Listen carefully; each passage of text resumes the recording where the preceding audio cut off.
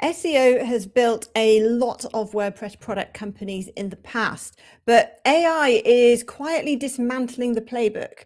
Search engine traffic is shrinking, content is getting commoditized, and Google is answering questions before anybody even clicks through to your site. So if organic search is no longer a reliable growth channel, what takes its place? The answer might be the one thing that AI genuinely can't replicate: you. This is WP Product Talk, a place where every week we bring you insights in product marketing, business management and growth, customer experience, product development, and more. It's your go-to podcast for WordPress product owners by WordPress product owners. And now, enjoy the show.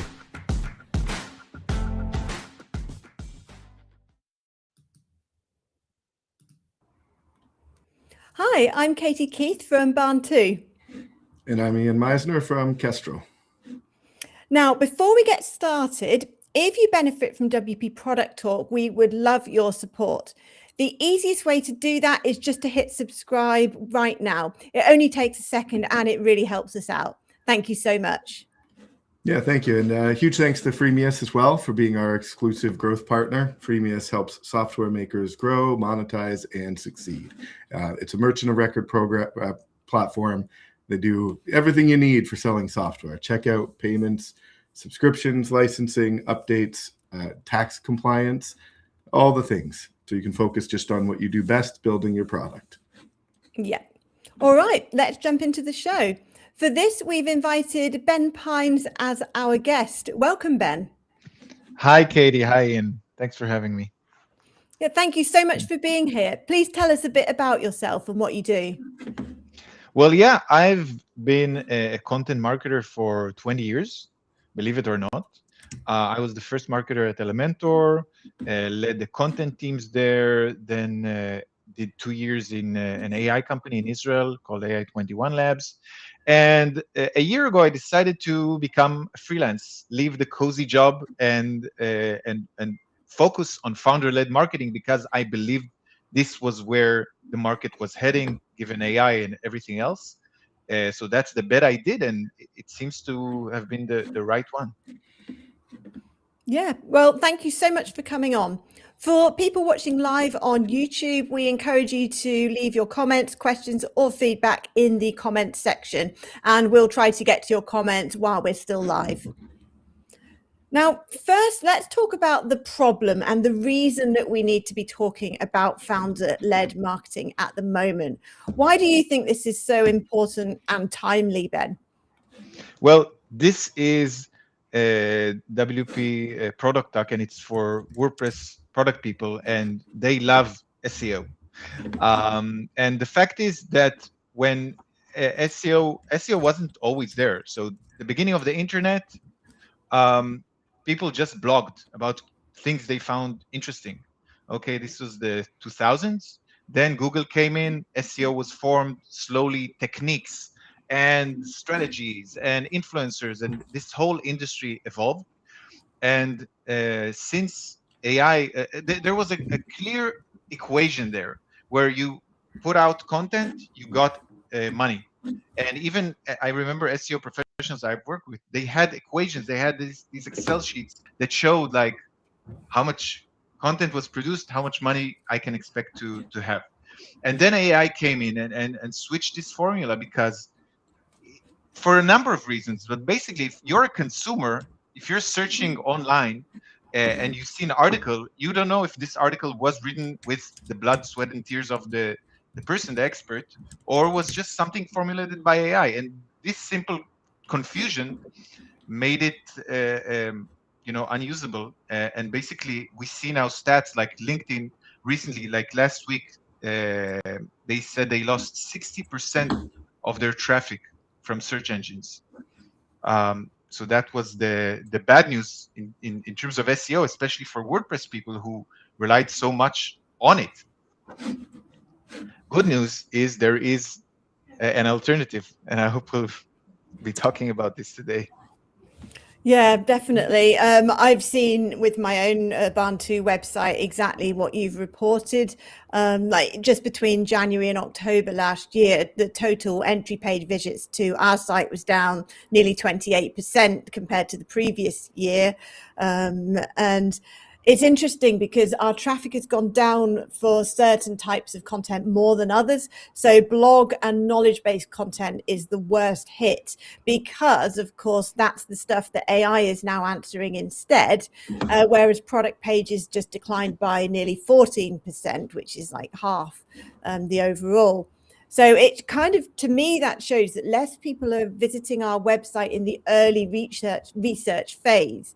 And previously, loads of people would buy our plugins in that stage. They would Google how to add checkbox options to WooCommerce products, for example, these really specific things.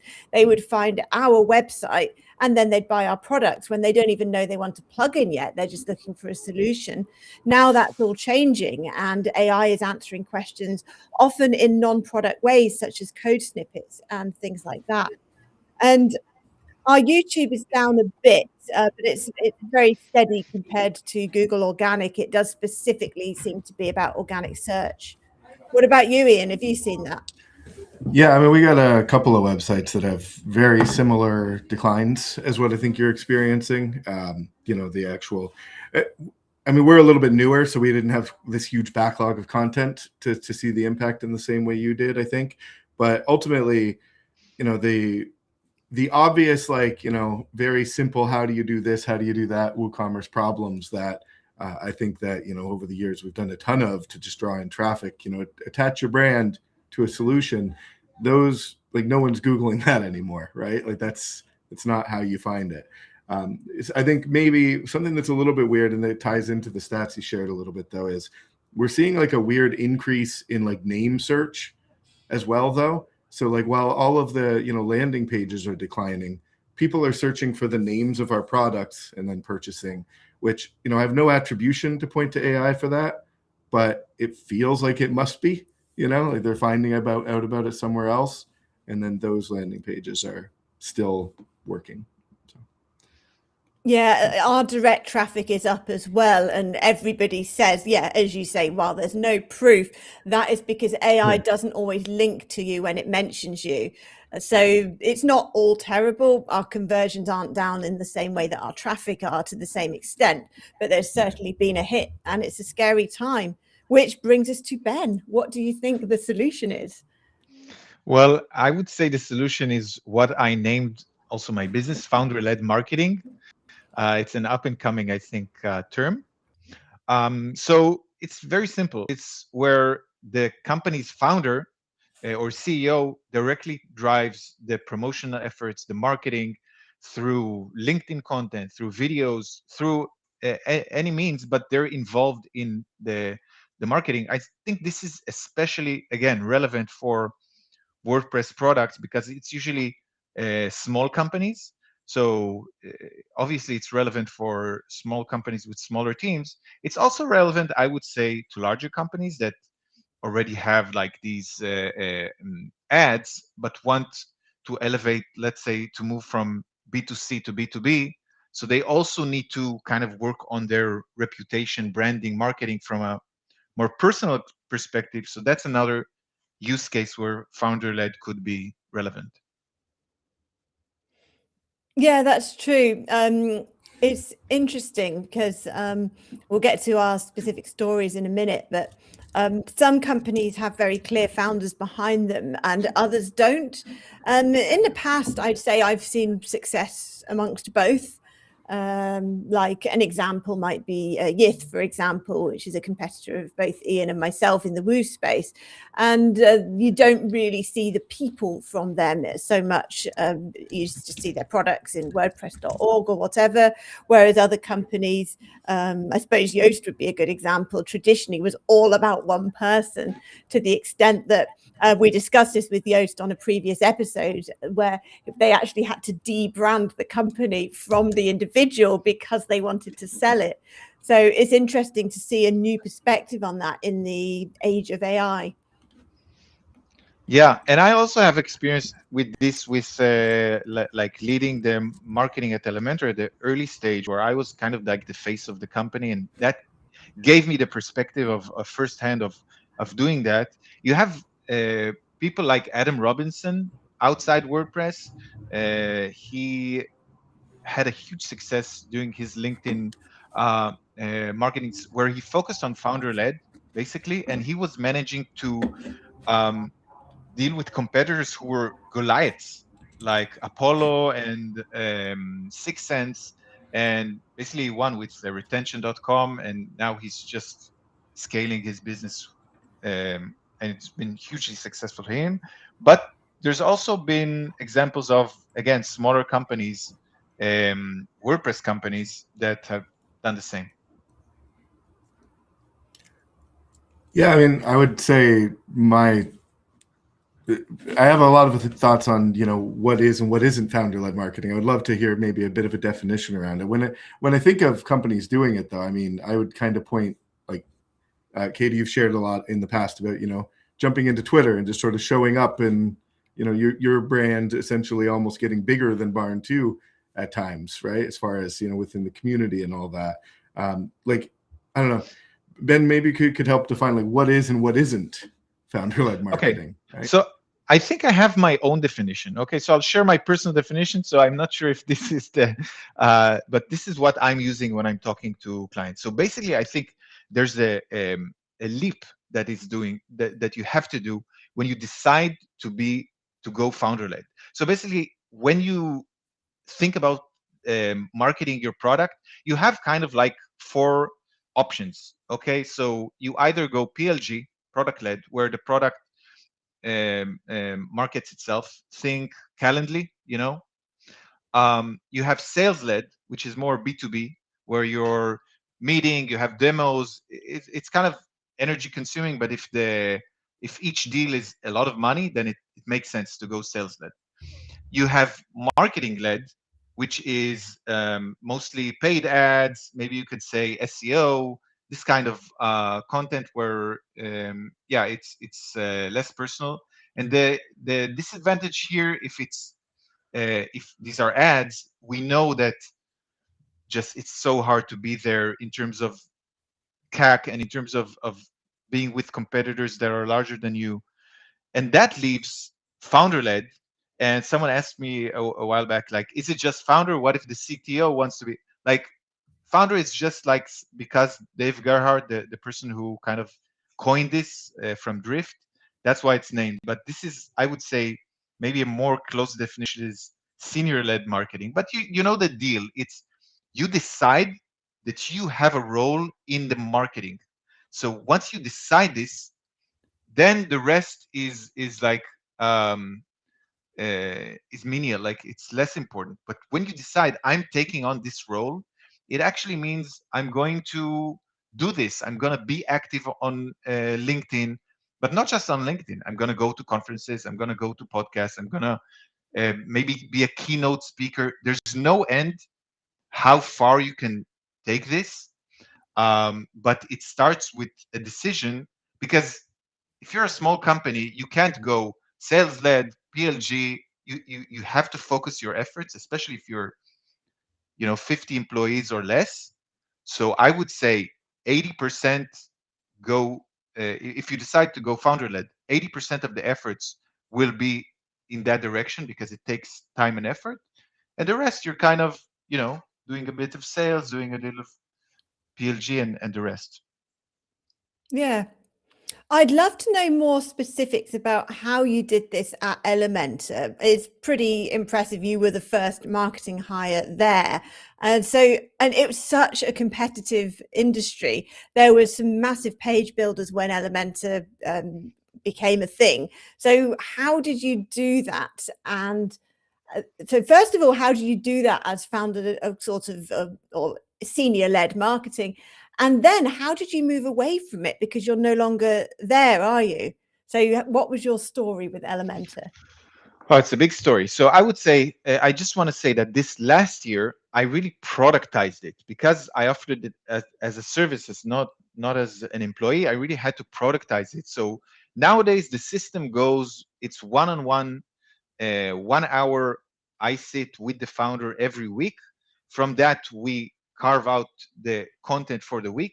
Plus, we deal with all the rest of the strategy and distribution elements. So this is the system that I built nowadays, 10 years later. But back in 2016, I was the first marketer. We were 5 people. Now they're a 400 employee company, but we were 5 people, and I had to do marketing. So I did everything. So I kind of juggled everything. So I contacted everyone in the WordPress ecosystem. I think even you, Katie, back then.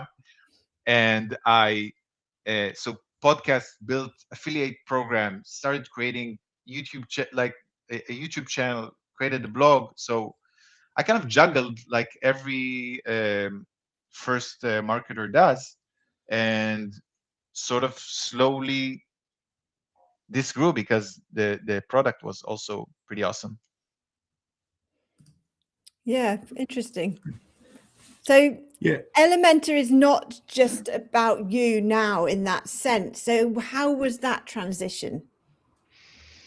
Well, yeah, along the way, when I started, as I said, I did kind of everything. And along the way, I kind of found my niche, which is heading the content. So my role was kind of 2 ways. I headed the content team, which included the social and all the content efforts. And I was also kind of the advocate, so going on conferences and podcasts and the likes. So this was the role for a few years, and gradually I kind of stopped being the Elementor guy, and yeah, and finally I just said I quit, I guess. Yeah, I think for like I'm still sort of fixating on like what is and what isn't founder-led marketing to some degree, because I think that at times some of my company, we have like 40 WooCommerce extensions. We don't have like one product to really lead the message, right? We don't have like we have a rental products plugin, but it's one of many, as an example, right? So, being the rental products company would be really easy, right? Like the message around that would be simple. I think a lot of what I end up doing day to day could look like it's theoretically founder-led marketing, but I'm not doing it on purpose, right? I'm doing it like because this is just like where I'm ending up. Maybe like again, when like having a strategy around product-led growth, that makes sense to me. Having a strategy around having like a sales motion, I understand. Like I could go make a list of steps to go do that. Do you have maybe, again, like, don't give away the whole farm here, but like, do you have like a list of things that, what actions does someone take? I actually am all for giving it away. Like, I don't care. Yeah. Like, and in my Substack, I actually a few weeks ago, I gave away the whole systems, and it's pretty simple, and I'm keep on developing it. So basically, we mentioned the one-on-one meeting. So I think this is important, having that 1 hour where this is the time where you reflect on the week. We're trying to connect what you do in your work. The basic premise, how I see founder-led marketing, why it works.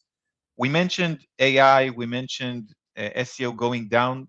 What hadn't went down is expertise. So with AI, we have an engine that can deliver answers. But are people nowadays less confused? No, they're more confused. You ask AI, like, what are the 5 things I need to do to succeed in business? And it gives you exactly the 5. It hallucinates the 5, but never mind that. Then you tell it, okay, what are the 15 or what are the 50? And it'll give it to you. It's just a yes person. It's useless in that respect of strategy and actually doing action. So having that expert is super important. Having that mentorship is super important. I have people I still follow nowadays that I consider mentors, and when they put out some content, I read it, and sometimes it changes a direction that I have. Like Erica Schneider and Jay Akanzo, they're more in the content world, but yes, mentorship is super important. So that's the basic idea, that expertise still happens. Now you're thinking, how can I get the micro expertise, because I'm not Seth Godin. I have a very specific niche expertise. I have my work week. And when I offer my service, my clients pay me money because they find that they recognize my expertise because I built this one-on-one relationship. How can you build this one-to-many relationship? The answer is you find a way to connect your content, your marketing with your work, what you do during the week. So that's just a little preliminary. So one-on-one meeting, that's why it's so important, because you reflect back on the week and say, what happened in my work that I can use to create content that will build my expertise. Okay, so now you have this and you have consistency. You also need a certain, I call it the big idea. So even though you have 50 products, they have to have some sort of like idea behind it, some sort of thing that you want to say to the world. Like I'm coming here and saying SEO is dead, founder led is the thing. It's something that people can communicate with me and say, you're full of, baloney, and they can argue with me. And this is how people decide what is true, what's the action they need to take in the world. They listen to experts. So, so you're creating this content according to your bigger idea. You're doing it every week. That's the content part, the content and strategy part. The last thing that you need to take care of is the distribution part, because there are ways to amplify your distribution. You go on podcasts, you run webinars. So I find that if you have all these three, strategy, content, and distribution, you can actually build your founder-led marketing. You can build your marketing for your product. You don't need this sort of, immense marketing system that includes Marketo and includes like billion-dollar tech stack and Apollo and everything else. You just need these three, and it's working for my clients. I'm getting great results. And I will say, like, as much as I, kind of make a joke about, like, I think I'm doing this, but I don't know how, is sort of the vibe. But I mean, how do you know it's working, right? Because when we look back to SEO, I got charts, I got number go up, I got a tool that tells me here's the 7 new titles you need to make number go up bigger. And a lot of what I struggle with, going to conferences, showing up here right now, right? Like, what counts, what doesn't, is like the marketing's working, what marketing's working and why. How do I know where to focus my efforts? Let's do it backwards. And I'm going to specifically take an example of a small service business or a small product business, because they are very worried about results. They can't, like, if I'm Intercom, I can do this for years and not care if I'm getting results. So let's take that business that cares very much to get results. So first of all, let's take the basic business results of, like, I'm getting more clients, I'm getting more leads, I'm getting pipeline. This will take time. If you think of yourself following someone, you won't go from following someone who started posting content to hiring them. So this, I would say, would take you around 3 and 4 months until you're gonna see an up.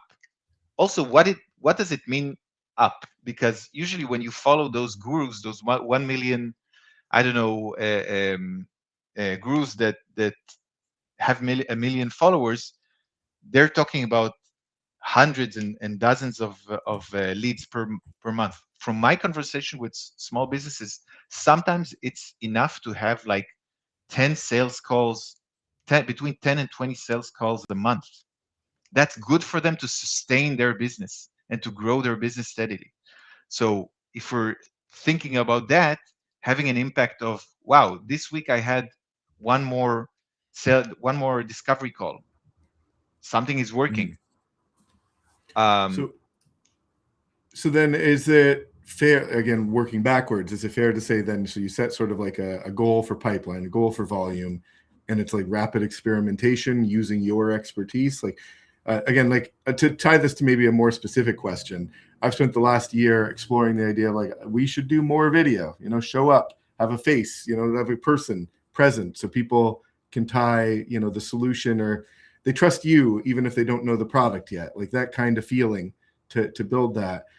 If we set a goal though, and like, is founder-led marketing as simple as just experimenting with a few individuals towards reaching those goals, or am I missing something? Experimenting is difficult. Really doing experiment, most people don't do experiments. So what does an experiment look like? An experiment looks like this. I have a certain strategy, meaning if I talk about SEO is dead and the move is founder-led marketing for 4 months, this will generate interest and it will build my branding and people will come and be interested in my service. And it's not an experiment that I'm taking out of thin air. I'm actually, this big idea that I have is based on my work experience. So first of all, we set what is an experiment. It's something that I'm running with something like 4 months. Okay. So that's one thing that I'm not sure a lot of people are looking at experiments like this. They think, okay, I'll do one landing page and see if it works. So I'm running with this for 4 months. Second thing is I'm doing it consistently. And this is also something I'm not seeing people do. So I'm going to post between 2 and 3 times a week without fail. Like that's what's going to happen every week. So that's another part of the experiment. And then you're doing it for 4 weeks. From my experience, after 1 month, you're going to see an increase. If you're, let's take LinkedIn specifically, but it works on every platform. I've done this on Substack, on Instagram. After 1 month, you're going to see a huge growth in exposure and in engagement. So I've seen also like 10 times more. So you're getting 10 times more results, even though it's moving from like 1,000 exposure to 10,000 exposure. So I have a caveat that in the early stages, it's easy to show large growth. But okay, you have an experiment. You know how long it's going to last. You know what to expect, which is after a month, increase in exposure. After 3-4 months, increase in the leads that you're getting, leads and basically in the also in sales. What is missing? Basically, that's the whole system. What's missing, if you're a small-time service provider or product person, sometimes it's going to be hard for you to think this long-term, to put in 4 months. So I would say incorporate into that also outreach. Incorporate a marketing strategy, like a sales strategy that will keep you alive in that runway. It's like a startup. You have that runway. So I would, like, if you're thinking about investing and you're saying, yeah, but it's a long time, maybe I need some short term, I would say no, invest in this long term, but also complement this with like more direct things like ads or outreach or whatever is working, so you're not strapped for cash.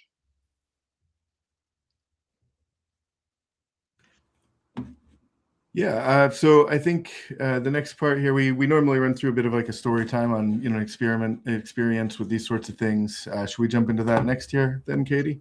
Yeah, so should we do yours then? You've talked about some things, but not a kind of bigger picture perspective. Yeah. So, well, I mean, like I said, I love this topic, and I really appreciate, Ben, you really diving into it with us, because I think that you take sort of more of a structure to something I think I am kind of doing, but haven't been as deliberate about as I probably should be. And it's like a bit of a background, we were with Skyverge back in the day. We had done we built a pretty big business on mostly SEO, right? Like in documentation as a way for people to identify us. They find a solution. Google sends them, they get into the product. If the product's happy, they tell their friends. That was really easy. Getting into this though with Kestrel 18 months ago, we were starting from basically zero, right? Like the brand nobody had heard of. We did a few things to try to make a little bit of a splash, but I accidentally kind of encountered this thing where, even like on Twitter, the brand account has 200 followers. Mine has 1,000. And it's just simply because, it's easier to show up and be genuine with your name and your face on things. And I've sort of really leaned into that almost unintentionally. So, even the blog content that we are still doing, it's been a lot more inconsistent than it would have been in the past, simply because it works, but we need an angle. We need a hook, something that we're adding that's unique, or else it's just another thing for people to ignore. I think so to tie that all together though, we actually just recently launched a new product in a community where I don't have as much of a presence yet. And, I'm really trying to sort of kickstart things there. And I've been doing this thing that I would love maybe even your guys to share your opinion on, of just, I don't have a big audience. I'm just getting in the room with people, talking one-on-one with customers, agencies, developers, and just getting them excited. And the thing is, it's market research, but again, very unintentional. I'm testing lines, angles, hooks. I'm saying words about my products to one person to try to see how they respond to it, see which words resonate to this audience. And again, I think it's founder-led marketing, because I couldn't do that as a brand. It's just I'm showing up to say hi. I'm just some guy, right? Yeah. You mentioned before the things that you love, the things that don't scale in our preliminary talk, things that don't scale. Yeah. So do you think this could be your angle, what you're bringing, the brand you're building for yourself, and maybe you can show up, and deliver this? Because and I think, the do things that don't scale has always been a big push for me, because, I have a support background, right? Helping individual customers at scale is hard. But ultimately, if you get in a room with somebody who, they think they're one of the founders of the product, they think you're somebody, you know what I mean? So you show up, you say hi, they think that they're privileged to have your time. I don't think that these folks recognize though that they're the ones doing you the favor, right? Getting to hear what they think about the message, having them try out the product, tell you what they dislike and what they do and don't like.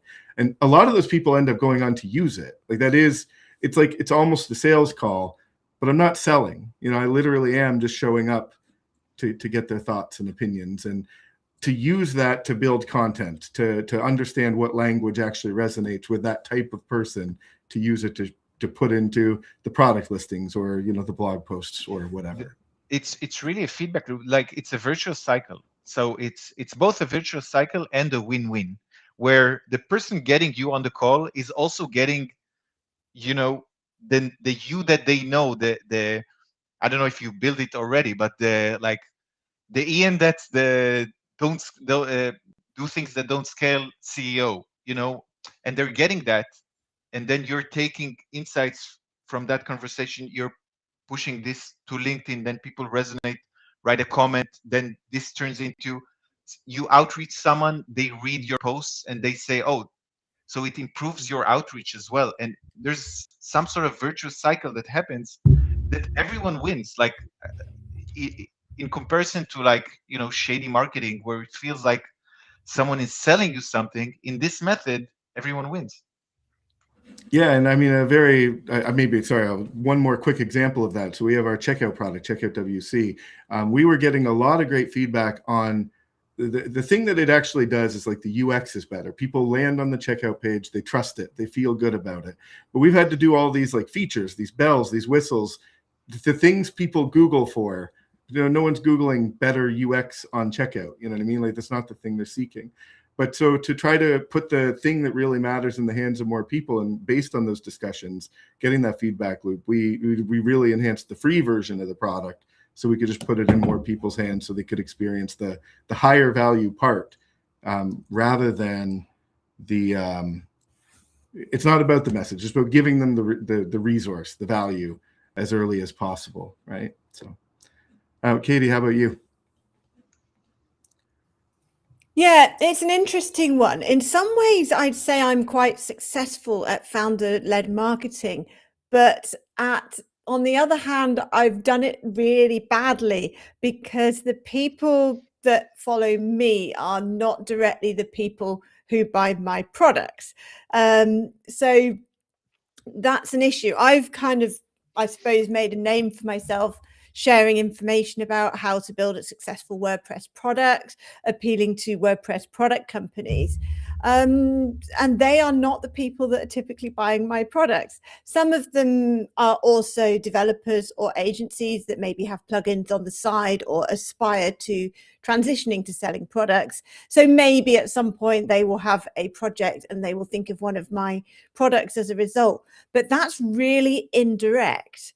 And I do know that some people that follow me on X, for example, have bought my products as a result of my tweets, but that's very minimal. And that's not what people follow me for. So if you contrast that to, say, Ben being prominent in the community, talking about the benefits and strategies of founder-led marketing, that is a direct correlation with your target audience, people that want to get better at founder-led marketing. With mine, there's a little bit of a mismatch there. And so you were talking earlier, Ben, about the measurement side of things and measuring improvements in your data and sales and appointments, whatever your metric is. I certainly couldn't do that. So I just show up and get many business benefits from the things that I do, such as like learning from other people in the community, being invited to talk at different events, some of which might end up being my target audience. So, for example, I was invited to speak at an event today that I just had a call with somebody about, which is targeted at agencies. So hopefully those will be my target audience.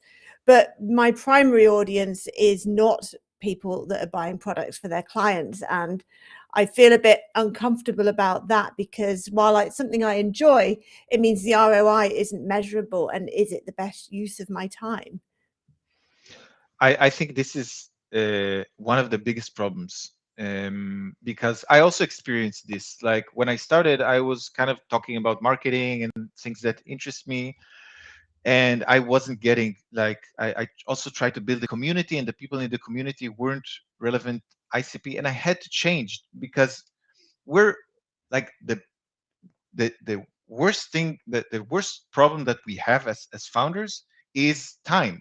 And it's if our time is directed to creating content that doesn't serve our ICP, it's a problem. It's a complex problem because sometimes you have to match the ICP, your direct clients, but you also have to match who are your audience on the platforms. And sometimes there's kind of a workaround around it. I'll explain. I have one of my clients. They have a WordPress plugin, and we started by talking to agencies, creating content around stuff that is interesting to website and agencies. And we found we couldn't get any traction. But then what we're doing right now is we're pivoting towards talking also to the ICP of other plugin developers, and this way the knowledge that this person has, the CEO, is a lot broader. It's the expertise is a lot more relevant to plugin developers, and then it's a more indirect thing because plugin developers might be also agencies, or they might connect him to agencies. So sometimes you have to play the game of ICP. It's not, Yeah. Yeah. There is a distribution thing there too, though, and I don't know if this is actually this might be me coping because I have similar issues at times, but I do genuinely believe that, because, Katie, you're out in the community, you're visible, and other developers and agencies know who you are.